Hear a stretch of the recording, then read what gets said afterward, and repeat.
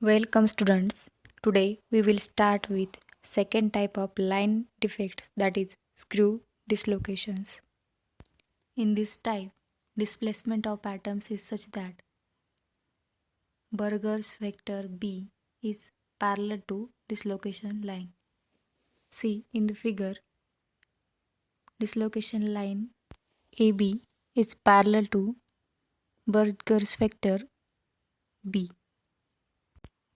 It arises because of shear stress caused by deformation of crystal. The name screw dislocation derives from the fact that lattice points next to the dislocation lie on a helical path, which is traced around the dislocation line. Now we see first property of dislocation, that is the force on dislocation. When applied stress are high enough, dislocation will move, causing plastic strain. Force on dislocation is defined as force per unit length of dislocation line, which is equal to dw divided by dl into ds, that is equal to tau b, where tau is the shear stress, b is the Burger's vector, dw is the work done, dl is the displacement of dislocation line, ds is the element of dislocation line. Next property is energy of dislocation. We know as there is a dislocation, there is a displacement of atoms. So there is work done stored in form of energy. For that, consider an element of length L, thickness dr at a distance r from center of screw dislocation.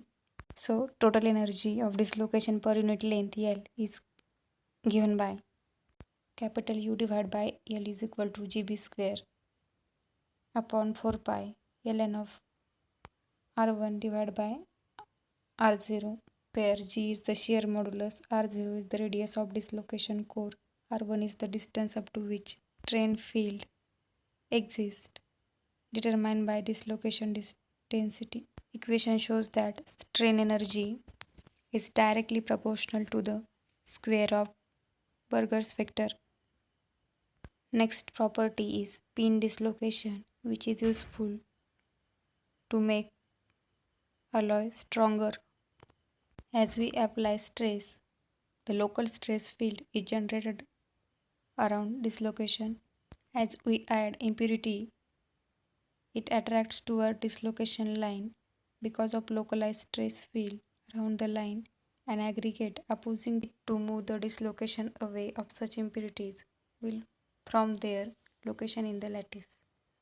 And then this location is said to be pinned by the cluster, that is impurities. Next property is dislocation density. It is defined as number of dislocation that intersects a unit area in the crystal.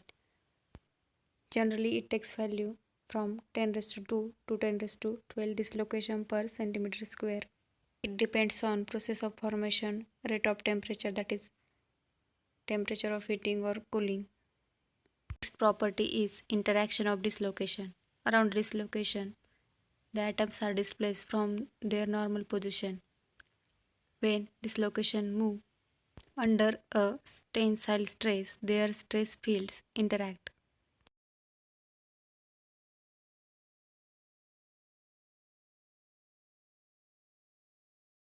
Before moving towards next property, first we understand what is slip plane and slip direction. Slip is the large displacement of one part of crystal relative to another part. Figure represents how the slip mechanism occurs. As shown in the diagram, closed packed planes are known as slip planes. A slip system contains set of identical slip planes associated with family of slip directions for which dislocation motion can easily occur and lead to plastic deformation. Table represents slip plane, slip direction, Burger's vector for different crystal structures. The second last property of dislocation is motion of dislocation that leads to cross slip and climb. First we see what is the cross slip of screw dislocation in a crystal. The process by which a screw dislocation glides into another slip plane, having a slip direction in common with original slip plane, is known as cross slip of screw dislocation. In figure, we can see Burger's vector B is parallel to the dislocation line. It represents cross slip of a screw dislocation. Next, we see what is the dislocation climb.